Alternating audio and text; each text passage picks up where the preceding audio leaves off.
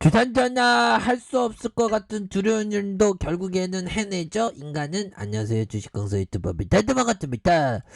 우리 인간 호모 사피엔스는 할 수 없을 것 같은 일도 막 해내죠. 보면 뭐 하성으로 간다니까. 인류를 막 하성으로 간다는 그런 어떤 부분 자 하성 머스크 뭐 이렇게 해서 뭐 굉장하죠. 보면 머스크에 대한 부분에서 머스크가 5년 안에 하성 못 가면 놀랄 것이다. 그래서 5년 안에 하성을 이렇게 보낸다고 하죠. 이 천재 진짜 이런 천재 대단합니다. 보면 그래서 세계가 열광하고 있고요. 그래서 5년 안에 사람 보내서 자급자족 도시 건설한다 보면. 근데 지금 뭐 기술에서 뭐 어떤 가면 못 온다고 하죠. 보면 그렇게 해서 우리 전선도 많이 들어가는데 보면 그쵸 형들아.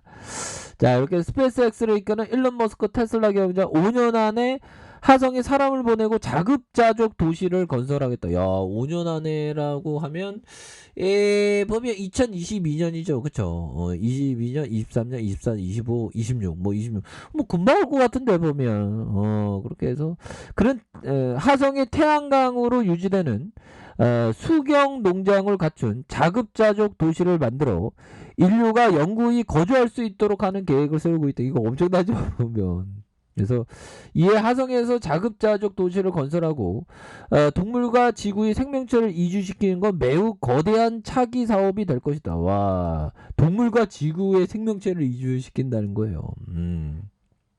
대한전선도 갖고 가야 되겠네. 태양광을 그죠? 우리 대한전선 우리는 좋습니다. 그렇게 해서 지난달 로켓 개발 속도를 지적하면서 스페이스X가 파산 위험이 있다는 직원들에게 경고한 것은 단순히 동기부여 전략의 일환이었을 뿐이라고 이렇게 해명했었다. 그래서 머스크는 지난해 12월 독일 수도 베를린에 열린 미디어 그룹 악센 슈플링거 주최 시상식에서 수상자로 참여한 자리에서 2026년에 하성에서 인간을 착륙시킬 수 있을 것이라고 자신했다. 와, 이 천재. 그래서 민간인 중에 처음으로 유인 우주선 발사에 성공한 스페이스X는 2026년 하성의 유인 우주 왕복선 스타쉽을 보내고 2050년까지 인류의 하성 이주를 완수하겠다 보면. 야, 하성 가는 사람도 뭐 있을 수 있죠. 많이 있을 수 있죠.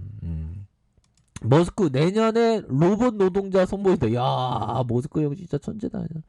미국 전기 자동차 업체 테슬라가 휴먼로이드 로봇 테슬라봇의 프로토타임을 2022년 출시한다. 와, 대단하네요. 반복되는 작업에 테슬라봇을 투입해 육체 노동을 필수가 아닌 선택으로 바꾸겠다는 일론 머스크 테슬라의 CEO의 구상이다. 그래서 테슬라 본사에서 인공지능 AI 데이를 열고 테슬라봇의 총사진을 공개했다. 그래서 머스크는 CEO는 직접 발표하면서 휴먼노이드 로봇에 움직여 오늘날 인간만이 할 수 있는 반복적인 작업 수행을 할 수 있다면 인건비는 크게 낮출 수 있다. 그래서 이런 부분 굉장하죠 보면. 이 세상이 이렇게 많이 변하고 있습니다, 형들아. 대한전선도 이제 바뀌어야지 법이요. 대한전선 이제 바뀌어야 됩니다. 아니 대한전선 신재생에너지의 가장 강력한 건데 왜 이렇게 홍보가 안 되는지 모르겠네 보면. 또 짱이나 형들 커피 한 잔, 커피 한 잔. 왜 이렇게 홍보가 안 됐죠? 다시 좋아지는 순간들 반드시 오겠죠. 그래서 대한전선은 태양광 전용 케이블 소라인 개발. 이 소라인 진짜 싸가 빠지게 연구 개발했겠죠. 보면 연구원들 진짜 겁나게 열심히 했을 겁니다. 그래서 대한전선은 태양광 발전 시스템의 국제적인 트렌드의 직류 이런 어떤 1.500 전압의 솔라인 개발과 글로벌 공인 인증 기관인 TUV 라인란드로부터 국제표준 규격의 인증을 획득한 부분이 되겠고 브랜드 이름 솔라인은 솔라와 라인의 합성어로 태양광 에너지를 선으로 전달하는 의미를 갖고 있는 부분이 되겠습니다. 그래서 솔라인은 태양광 모듈과 접속 계통 전력 변환 장치를 연결하는 케이블이고 5개에 설치된 특성 때문에 자외선과 가열 수분의 어떤 기존 케이블보다 높은 내구성을 가지고 있다는. 그래서 대한전선은 해당 케이블에 대한 TUV 인증을 획득한. 그래서 품질과 안정성을 공식적으로 인정받는 동시에 국제 표준화 기구인 국제전 기술위원회의 IEC의 유럽 표준 EN의 기준을 통과한. 그래서 대한전선은 솔라인 출시를 시작으로 태양광 케이블 시장의 점유율을 확대를 하겠다. 그래서 기존에 공급해온 교류 AC 케이블에 더해 DC 케이블까지 공급과 태양광 케이블 전 영역에서 시너지를 창출할 그런 어떤 계획이 있다는 점을 강력하게 말해주고 있죠. 그래서 대한 전선 관계자는 해상풍력과 함께 태양광 분야에도 영향을 집중해 신재생에너지 토탈 솔루션을 이렇게 제공을 하겠다는 그런 점을 말해주고 있기 때문에 더도 도와주지 보면 우리 대한전선이 굉장히 잘나는데 보면 내가 제일 못났지 보면 그렇게 갑자기 슬퍼지네요. 커피 한잔. 이 주가가 안 올라가니까 스트레스 겁나게 받네. 우리 구조대 다 돌아가졌네. 여기 사람 있어요. 여기 사람 있어요. 여기 사람 있어요. 대한전선 세요 형들 도와주세요. 이 주가가 여기 좀 재반등이 좀 나올 때가 됐는데. 아니 기업이 실적 잘 나잖아. 보면 기업이 실적이 잘 나는데 보면.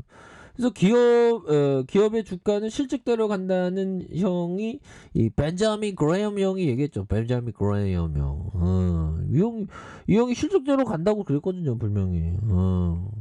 그래서 벤자민 그레이엄 형을 한번 쳐볼까요? 벤자민 그레이엄. 자, 벤자민 그레이엄.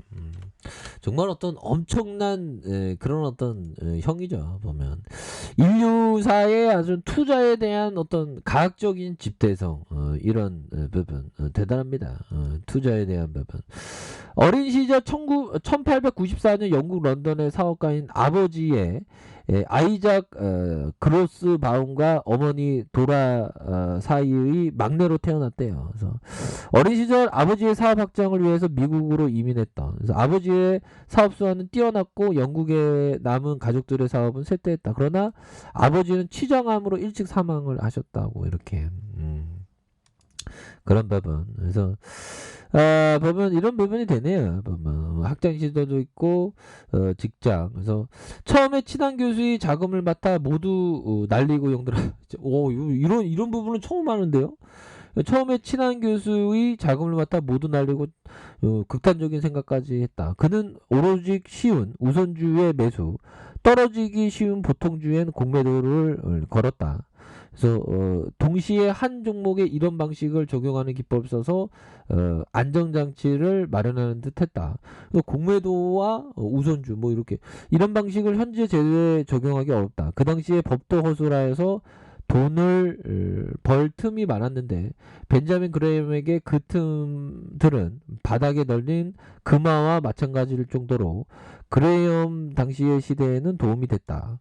뭐 보면 한 종목에 우선주를 매수하고 공매도를 치는 약간 차익거래 약간 비슷한데.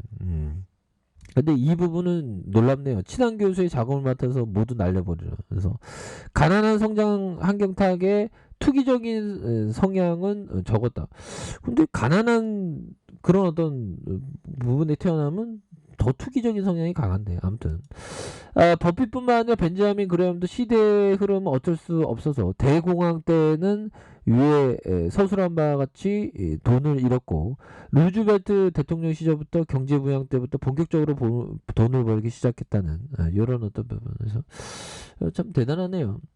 자, 말년 현명한 투자자와 증권 분석을 춘가해서 상품 준비 통화 계획을 착안했고 이를 미국 정책에 반영하려고 노력했고 바르크 형제 중 유명한 형 바르크가 매우 경멸했으나 동생인 허만 바르크와의 관계를 유지해서 그를 통해 루즈벨트의 정책 반영을 꾀했으나 실패했다. 그레이엄은 유대인이었으나 기존의 유대인 집단주의에 대한 반발심을 가지고 있었다. 뭐 이렇게 얘기하네요.